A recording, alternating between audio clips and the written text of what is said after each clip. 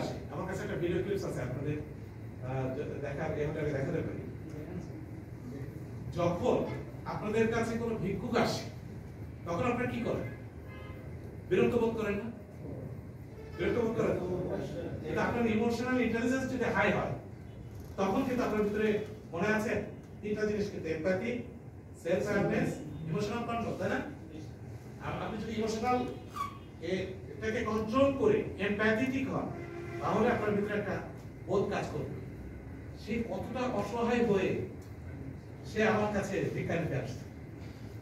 ঠিক আছে, যখন এইটা আসবে তখন ওই বিরক্তির জায়গায় কিন্তু একটা সিম্প্যাথি, এমপ্যাথি কিন্তু আপনাদের ঠিক আছে। এটাই হচ্ছে প্রবলেমকে সলভ করার জন্য সবচেয়ে ভালো। আপনাদেরকে আরেকটা কথা বলেছিলাম, ওইটা দিয়েই শেষ করবো, তারপরে যদি সম্ভব হয় একটা জিনিস দেখা সেটাকে বলা হয় হচ্ছে ইমোশনাল ভ্যালুস। প্রত্যেকটি জাতি যারা স্বাধীন জাতি, সেই জাতিগুলোর ইতিহাস বিনির্মাণে অনেকগুলো বাঁক থাকে। আমাদের বাঁক আছে, 1952 সালে একটা বাঁক আছে না, ভাষা আন্দোলন, 69 একটা বাঁক আছে না, 69 একটা বাঁক আছে, 66 একটা বাঁক আছে, 71 একটা বাঁক আছে, 90 একটা বাঁক আছে, আবার 24 আর একটা বাঁক। এইগুলো সব কিন্তু ইতিহাসের বাঁক, টার্নিং। এই প্রত্যেকটা ইতিহাসের বাঁক আপনাকে আমাকে কোনো না কোনো সময় প্রভাবিত করে, কোনো না কোনো সময় প্রভাবিত করে।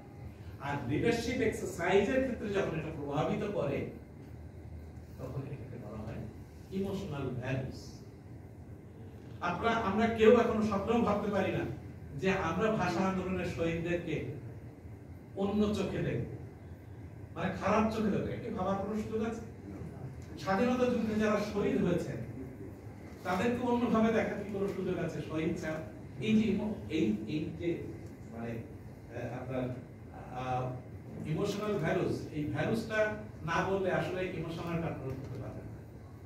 কেউ কি বলতে পারে হোয়াট ইজ ভ্যালুস? আমি বুঝতে পারছি, আপনাদের চোখ দেখেই বুঝতে পারছি আপনারা রিড করতে পারছেন। ভ্যালুস হচ্ছে কিচ্ছু না,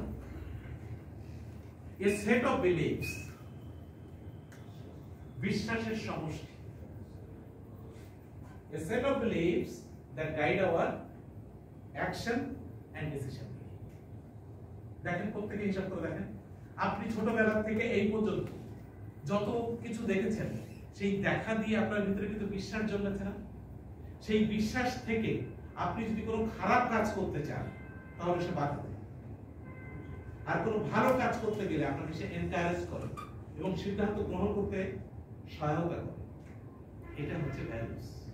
তাহলে ইমোশনাল ভ্যালুস হচ্ছে আমার ইতিহাসের বাঁকগুলো কন্ট্রাডিক্ট যদি আমি কোনো সিদ্ধান্ত বা ফিলিংস আপনাদের ভিতরে দেখি তাহলে সেটা আমি যেমন রিড করতে পারবো, আবার এটা একটা প্রবলেম হিসেবে নিয়ে সেটা সলিউশনেরও পথ খুঁজে পাবো।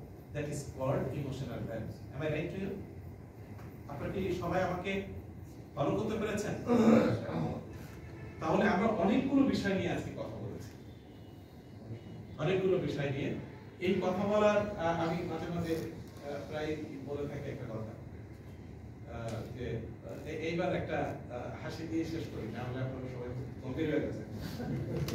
এক হুজুর এক বাড়িতে গিয়ে দোয়া করছে অনেকগুলো, সেই সময় কাঁচা টাকা ছিল, কাঁচা টাকা এখন ওই মালিক একটু কিপটা টাইপের ছিল, সে ওই খুঁজে খুঁজে একটা 100 টাকা বের করে সেটা মোটামুটি কথা দিচ্ছে। আর হুজুর লোকের সামনে ওটা ঘুরে ফিরে না দেখে উনি ওটা পকেটে নিয়ে বাইরে গিয়ে আলো এগিয়ে দেখে 100 পয়সা দিচ্ছে।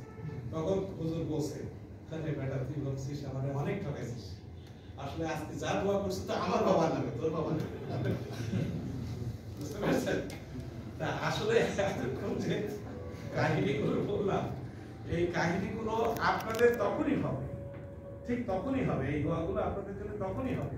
এর থেকে প্রত্যেকে যদি একটা বলতে দুইটা স্টাইল যদি আপনারা ফলো করেন বা এক্সারসাইজ করেন, অথবা এই ইমোশনাল ইন্টেলিজেন্স বা ইমোশনাল ভ্যালুজের কোনো কিছু যদি সিদ্ধান্ত গ্রহণের সময় আপনাদের ভিতরে কাজ করে, দেন এই দোয়াটা আপনাদের জন্য হবে, আর না হলে কিন্তু দোয়া আমার দোয়া